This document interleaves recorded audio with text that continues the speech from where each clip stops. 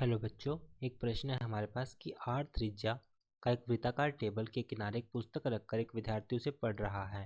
प्रकाश का एक छोटा स्रोत टेबल के केंद्र पर ठीक ऊपर लटका है। टेबल की सतह से ऊपर कितना होना चाहिए ताकि पुस्तक से अधिकतम प्रदीपन उत्पन्न हो सके। अब मान लीजिए, जैसा कि हम यहाँ पर मानते हैं कि हमारे पास एक टेबल है। मान लीजिए हमारे पास ये एक टेबल है, मान लीजिए टेबल है। अब इस टेबल से केंद्र से एक ऊंचाई पर, ये ऊंचाई है, ऊंचाई हमारे पास h। यहाँ पर हमने एक स्रोत को रखा गया है। तो हमें बताना है कि प्रकाश का छोटा स्रोत टेबल के केंद्र से ठीक ऊपर लटका है। इसे टेबल की सतह से कितना ऊपर होना चाहिए ताकि पुस्तक पर अधिकतम प्रदीपन उत्पन्न हो सके, ताकि पुस्तक पर अधिकतम प्रदीपन उत्पन्न हो सके। तो यहाँ से देख सकते हैं, इस बिंदु पर मान लीजिए यहाँ पर कोई विद्यार्थी बैठकर पढ़ रहा है। तो ये हमें बताना है कि h का मान हमें निकालना है। r मान लीजिए यहाँ पे त्रिज्या है, जिसकी टर्म्स में मुझे ज्ञात करना है कि h का मान कितना होना चाहिए ताकि अधिकतम प्रदीपन उत्पन्न हो। तो मान लीजिए ये h है, यहाँ पे ये हमने मान लिया r का मान है। तो सबसे पहले हम बात करते हैं प्रश्न में प्रयोग होने वाली मुख्य अवधारणा। अगर मैं प्रदीपन तीव्रता की बात करूं, प्रश्न के अनुसार जो प्रदीपन तीव्रता ज्ञात करने का जो सूत्र होता है हमारे पास, वो होता है आई नोड कोस थीटा बटे आर का वर्ग। ये हमारे पास प्रदीपन तीव्रता ज्ञात करने का सूत्र होगा, जिसको हम बोल सकते हैं प्रदीप्ति तीव्रता। आई नोड हमारे पास है प्रदीप्ति तीव्रता। तो यहाँ से अब प्रश्न के अनुसार चलते हैं। त्रिज्या हमारे पास कितनी है, आर है। वृत्ताकार टेबल के किनारे पुस्तक रखकर एक विद्यार्थी उसे पढ़ रहा है। आई नोड कोस थीटा, ये हमारे पास प्रदीपन तीव्रता है, ई का मान है, ये हो जाएगा। अब यहाँ पर हम देखते हैं प्रश्न के अनुसार, जो चित्र के अनुसार जो आर का मान है वो बराबर हो जाएगा, त्रिज्या कितनी है आर, आर का वर्ग जमा एच, हमारे पास जे ऊंचाई है, ये आएगा एच का वर्ग। ये हो जाएगा हमारे पास आर का वर्ग जमा एच का वर्ग।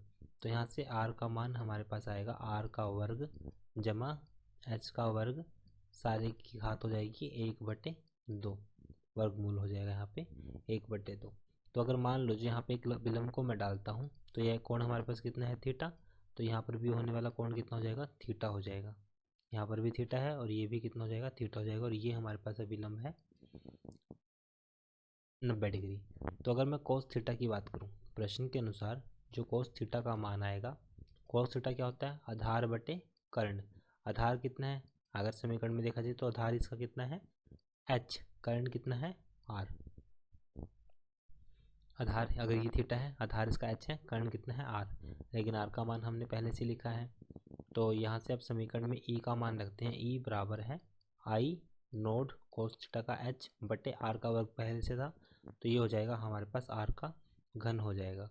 तो यहाँ से e बराबर है आई नोड h बटे r कितना है, r का वर्ग जमा h का वर्ग, यहाँ पे कितना है, घन है।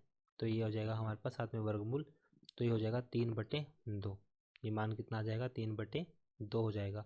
अब अधिकतम प्रदीपन, अधिकतम प्रदीपन के लिए अब हम जानते हैं अधिकतम या न्यूनतम के लिए हम तीव्रता का समाक जो हम डिफ्रेंशिएशन करते हैं, योगी करते हैं अधिकतम के लिए किसकी सहायता से, h की सहायता से। तो d/dh का मान कितना होना चाहिए, 0 होना चाहिए।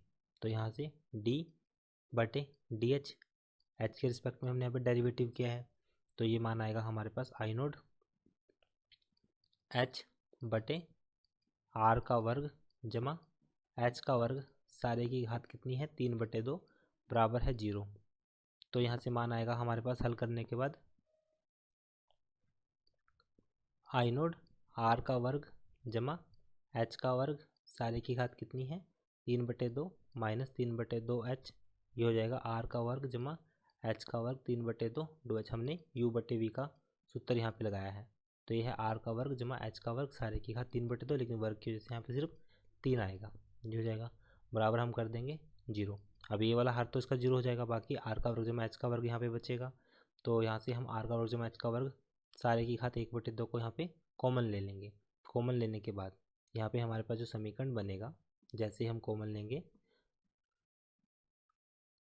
तो r का वर्ग जमा h का वर्ग सारे की घात 1/2 और यहाँ पे बचेगा r का वर्ग जमा h का वर्ग माइनस 3, h का वर्ग बराबर है 0। तो यहाँ से बचेगा r का वर्ग माइनस 3 h का वर्ग माइनस h का वर्ग, तो ये हो जाएगा 2, h का वर्ग बराबर है 0। तो यहाँ से आएगा हमारे पास r का वर्ग बराबर है 2 h का वर्ग। तो यहाँ से h का मान आएगा हमारे पास r/2, r/2 और सारे का वर्गमूल। तो h का मान आएगा हमारे पास r/वर्गमूल 2। तो ये मान आएगा।